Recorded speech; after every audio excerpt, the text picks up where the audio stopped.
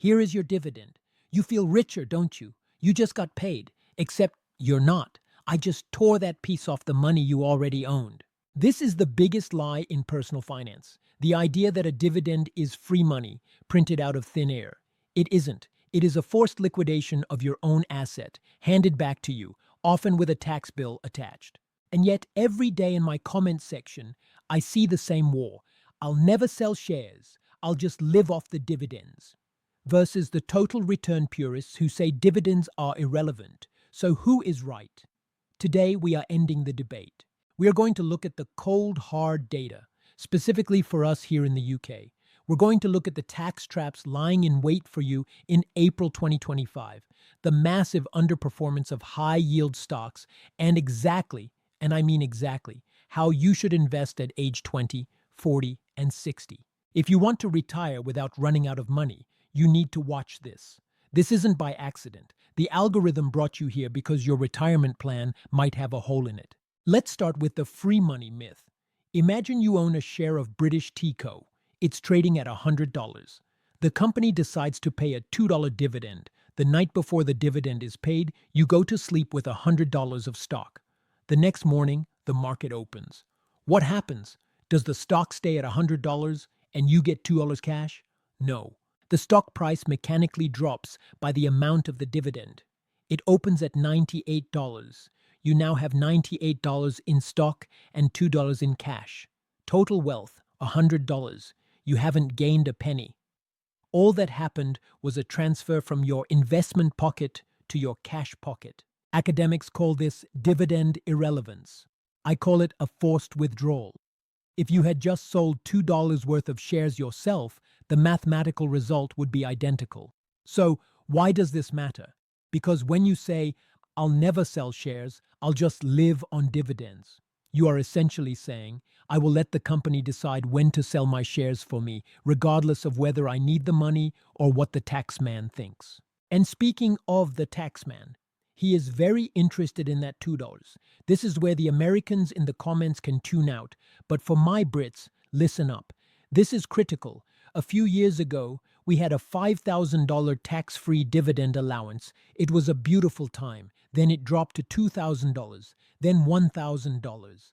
In the 2025-26 tax year, it is $500. That is practically nothing. If you have a portfolio of just £15,000 yielding 4%, you are now liable for tax on the excess. And the rates? Basic ratepayers, 8.75%. Higher ratepayers, 33.75%. Additional ratepayers, nearly 40%. And here is the kicker. Dividends are a forced tax event. You don't get to choose when to pay it. If Coca-Cola pays you, you owe HMRC, even if you reinvest that money immediately. Now, I want to address a specific nightmare for UK investors: accumulation units in a general investment account. If you buy an accumulation fund outside of an ISA, you still have to pay tax on those dividends. But because you never received the cash, you might forget to declare it. Or worse, you pay the tax, but you forget to adjust your cost basis. Years later, when you sell the fund, you might pay capital gains tax on the growth that was actually just reinvested dividends you already paid tax on. You get taxed twice. This is an administrative hellscape. Takeaway number 1. If you are building a high-yield dividend portfolio outside of an ISA, use income units. Let the cash hit your account so you have a paper trail for the tax man. Keep the high-yield stuff in the ISA. Keep the growth stuff in your general investment account, where you can control the capital gains. But wait, I hear you say, dividends are safer. They are real cash. Are they? Let's look at the yield trap. Often, a high dividend yield is a scream for help. If a stock price crashes from $50 to $25 and the dividend stays the same, the yield doubles. It looks attractive, but you're buying a sinking ship. Let's look at the data. Over the last 10 years, if you invested in the FTSE 100, your total return, even with dividends reinvested, has been okay. But if you invested in the S&P 500 or a global growth index, your return has been significantly higher. Why? Because growth companies reinvest their profits to grow the business. Dividend companies pay out their profits because they have run out of ideas on how to grow. When you are young, you want growth, not income. By focusing on a 4% yield, you might be missing out on 10% capital growth. Over 20 years, that difference is the difference between retiring in a villa or a bedsit. Let's look at two popular ETFs UK investors love: Vanguard High Dividend Yield versus Vanguard All World. Vanguard High Dividend Yield yields about 3%. Vanguard All World yields about 1.5%. But over the last 5 years, Vanguard All World has crushed Vanguard High Dividend Yield in total return. If you chose the safer high dividend option, you actually ended up with less money. Dividends are not a magic shield against poor performance. So, does this mean dividends are useless? Absolutely not. They are a tool. And like any tool, you need to use the right one for the job. Here is your roadmap: your 20s and 30s, the accumulation phase. At this age, your biggest asset is time. You do not need income now. You have a job. You need total return.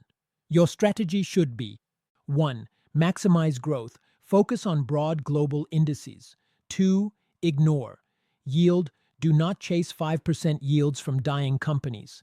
3. Automatic reinvestment. If you do get dividends, set them to accumulation. Turn that cash back into shares immediately. The verdict: dividends are irrelevant here. Focus on growing the pile.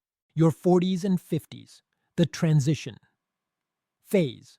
Now the game changes slightly. You have a larger portfolio. A 20% market drop hurts more in absolute terms. You might want to introduce some dividend payers or quality factor funds to stabilize the ship. But the main goal is still growth. You are likely at your peak earning years. You don't need the portfolio income yet, and you certainly don't want the tax drag. The verdict: keep the growth engine running, but maybe start looking at dividend growth companies, companies that grow their payout every year, rather than just high yielders. Age 60 plus, the decumulation phase. This is where dividends become the hero. When you retire, the math changes. You need to pay bills. Here is where the psychology beats the math. Mathematically, selling shares is fine. Psychologically, selling shares when the market is down 20% is terrifying. It feels like you are destroying your future. Living off the natural yield saves you from yourself. It stops you from panic selling. If your portfolio yields 3% naturally, and you can live on that, you never have to sell a share during a crash. You can just wait for the recovery. That peace of mind, that is worth paying for. In retirement, cash flow is king. This is when you swap those growth funds for income funds. This is when VHYL or IUKD might actually make sense. We used to talk about the 4% rule, the idea you can withdraw 4% of your pot every year and never run out. Morningstar released new data for 2025. They suggest a safe withdrawal rate is now closer to 3.9%. Why? Because stocks are expensive and inflation is sticky. If you are relying purely on selling shares, a bad sequence of returns can wipe you out. A dividend strategy acts as a buffer.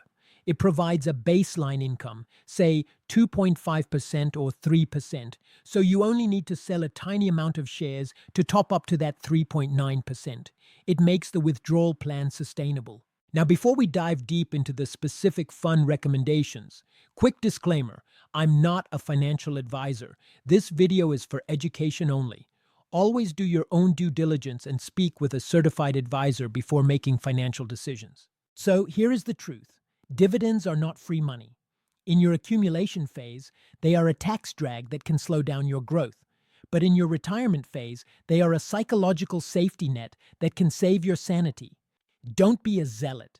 Don't be team dividend or team growth. Be team wealth. Use growth to build the pot. Use dividends to enjoy the pot. The only wrong strategy is the one that you can't stick to. Now I want to hear from you. Are you guilty of yield chasing? Did you buy a stock just because the percentage looked juicy? Let me know your biggest investing mistake in the comments below. I read all of them. And if you want to know exactly which index funds I personally use to balance this, watch this video here. Thanks for watching, keep compounding, and I'll see you in the next one.